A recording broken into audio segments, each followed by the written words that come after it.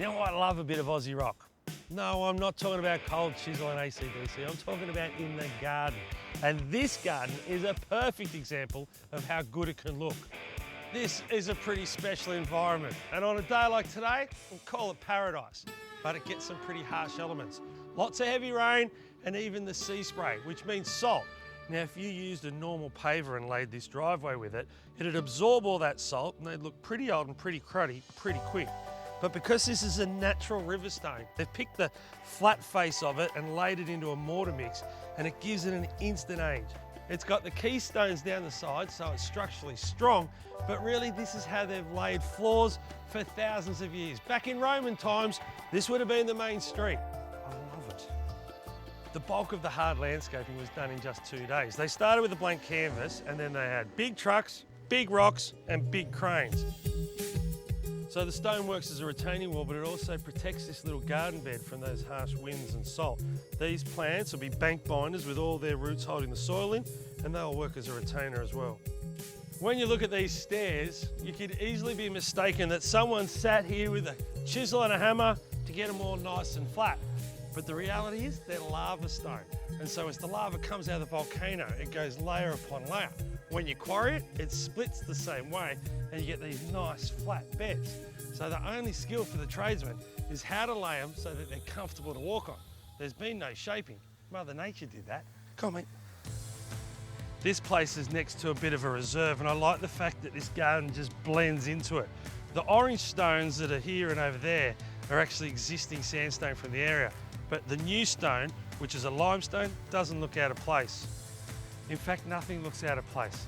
The whole house and garden become one because the same stone that's on the driveway are the feature walls. Placing the stones around the tower was such intricate work, tradesmen could only do a square metre a day. The raw material is pretty cheap to buy, but the labour costs, it's getting up there. A coastal garden has to be planted perfectly because of the harsh environment, but a rock garden also needs to be thought about as well. So I like the fact that they've got the little cousinettes, the birthday candles, and lots of native grasses. On the coast, plants kind of have to hug the ground so the elements can go over the top of them, and that gives it that natural look. A little later on, we're going to try our own little rock garden, and I reckon some of these plants will be the stars there too.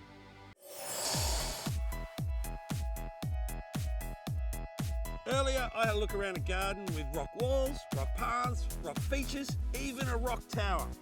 And I was particularly blown away with those large steppers.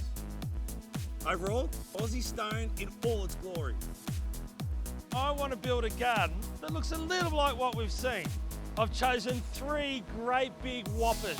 And the best thing about it is I won't have to touch them between now and putting them in position. Sit, boo-boo, sit. That's the big rock taken care of, but I'm going to need a few more gems if I'm to build a rock garden. And split sandstone like this is exactly like that lava stone. You can see that you get the natural flat bits, which will make great steppers. And I need some. And that is great service. Thank you, sir. See you on the job. Daddy! I know it's bigger and shinier than my ute, but what about a dog being loyal?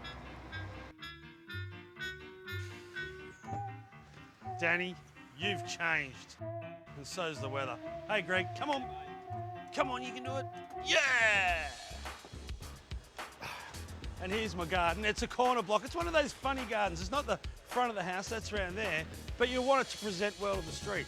But the added bonus, I can get the truck nice and close. So that crane is going to lift the stone, put them into positions where I need them, and I won't even have to put down the umbrella. Before the rocks go in, all this has to come out. Go team! That's the easiest sculpture / bench I've ever put into place. Now I'm going to put another one here, and then in the corner as a real feature, I'm going to stand one up on its edge. Seriously, how could I stay mad at that face?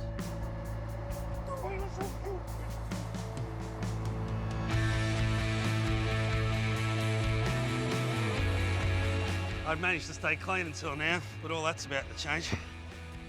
So I'm going to put a path in here that doesn't have to be super practical. It's going to be steppers out of this split stone. Do I need to mark it out? Not really. and I'm gonna lay them on mud. That way, they won't move.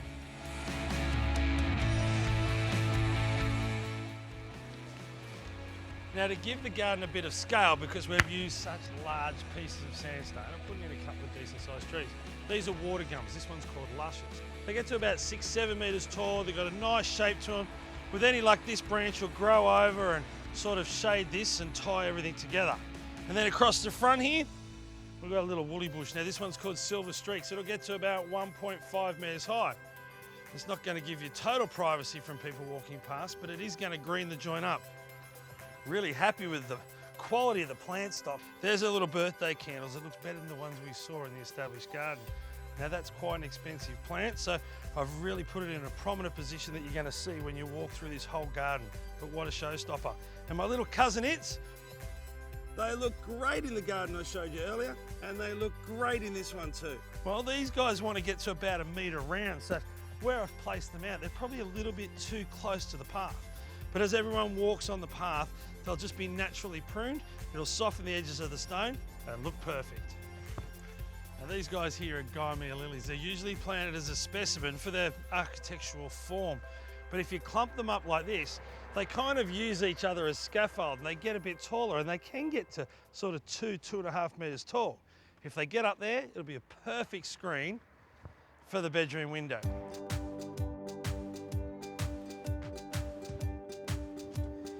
If you want a plant in your front garden that's going to stop traffic, think about this one. It's a euphorbia called fire sticks.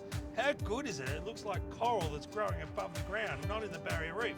Now it does want to get to nearly 5 metres tall, but the good news is you can cut it back as much as you want, and the cuttings, they'll take like that because they're a succulent. Now fire sticks doesn't mean that you can rub two of them together and start fires. It's also known as the pencil cactus, but you can't draw with it either. This garden is anything but formal, but it's still balanced. I've got 2 stones here laid down flat, balanced out by the one up there that's standing on edge. You've got 2 water gums here at each end, and to screen the whole thing off and give it a backdrop, just like the colour of the house, I've got some blueberry ash, and they're going to screen off that, the neighbours. Around the heavily planted areas, forest fines. It'll break down and improve the soil. And in the sparser areas and through the steppers, crushed granite. I'm just using the deco granite or crushed granite as a mulch. I'm not worrying about compacting it or anything like that. In fact, I want the water to go through it to water all of these plants. There isn't a garden in this suburb that looks like this, and it's pretty simple. You don't have to be a highly skilled landscaper. You just need to be able to organise that truck to drop a few things in the right place. The big stones, the steppers and the crushed granite at the start, but then picking a few plants that are a little bit different and out of the box make this garden a real talking point.